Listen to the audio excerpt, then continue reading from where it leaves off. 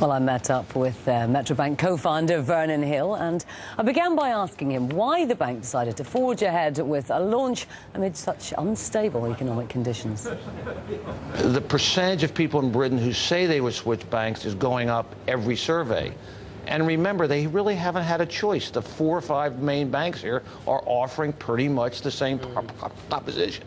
We have to create a business and a model that's clearly different in the way we serve people, the hours we're open, the products we open. So it's very clear to them that it is somewhat difficult to switch banks, but getting easier, that it's worth it.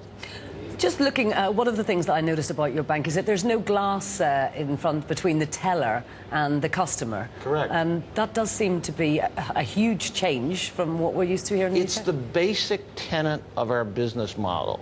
Are you going to design your bank and your business model for the 1/100th% of the people who might rob you, or the 99.99% that you want to offer a great experience to? And everything we do is built around that idea. Now, you've got a lot of different business interests. One of them I noticed was Burger King. Correct.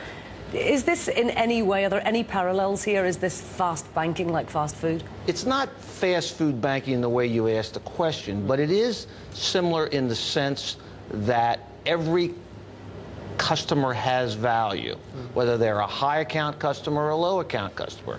And it is similar in that we want to reproduce the experience in multiple locations, multiple times.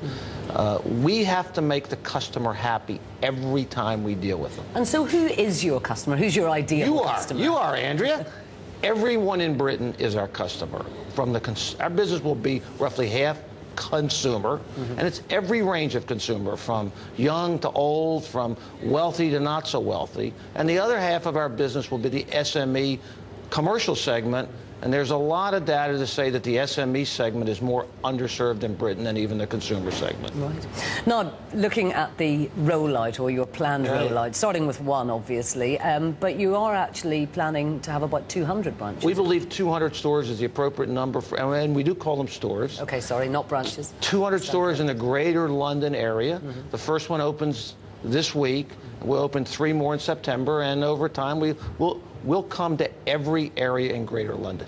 Now, of course, we've been talking about stress tests here in Europe and looking at capitalisation. How do you figure in that? Well, first of all, as you know, they're adopting new rules for capital and raising the capital standards.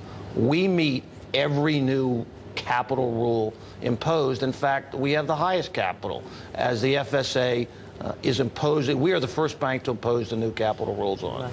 So we feel very good about this. And this is a very simple model. We don't do swaps, we don't do derivatives. We take deposits and we make loans. And you will stick with that narrow banking, as Mervyn King would call it?